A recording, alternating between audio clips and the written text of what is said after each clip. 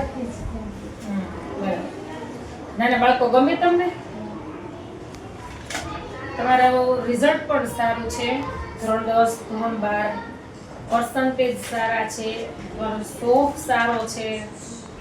પણ આ સંસ્થાની અંદર એક સંચાલક તરીકે તમને નો સિલેક્ટ કરું છું.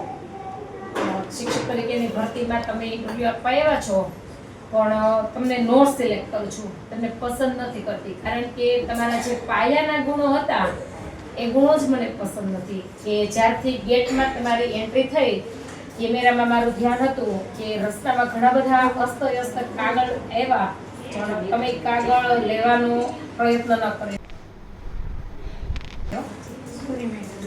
ત્યાર પછી બિનજરૂરી લોબીમાં લાઇટ શરૂ હતી, છતાં પણ તમે એ સ્વિચ પણ બંધ ન કરી.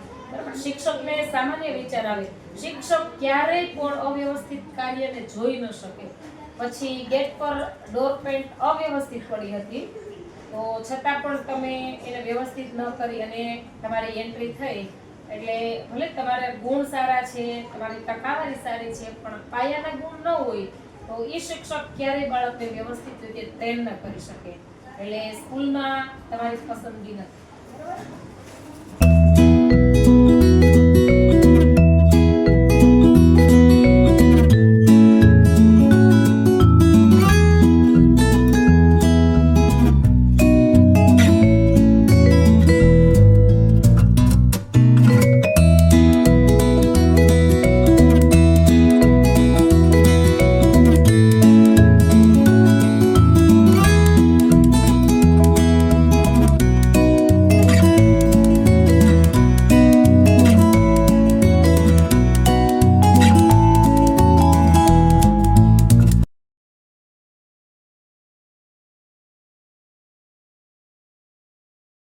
શિક્ષક બનવાનો વિચાર ક્યાંથી આવ્યો તમને? નાનપણથી શિક્ષક બનવાનો વિચાર નાના બાળકોને તમે કેવી પ્રવૃત્તિ કરાવી શકો? નાના બાળકોને હું રમાડી શકું, એને ગીત ગવડાવું, ડાન્સ કરાવું. તમારો હસતો ચહેરો છે ને, એ જ તમારો વિકાસ છે. કે અત્યારે શિક્ષકનો હસતો ચહેરો જ બાળકને પ્રિય છે.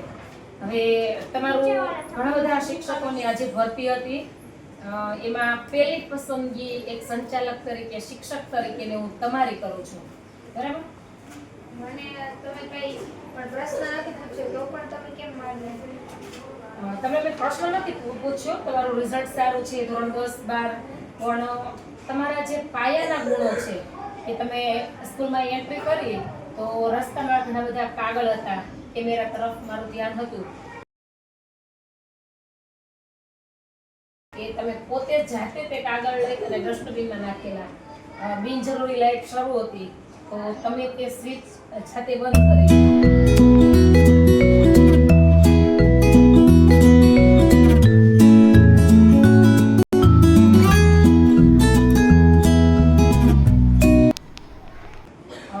ડોરપેટ અવ્યવસ્થિત હતું તો એને પણ તમે વ્યવસ્થિત કરી અને તમારી એન્ટ્રી થઈ.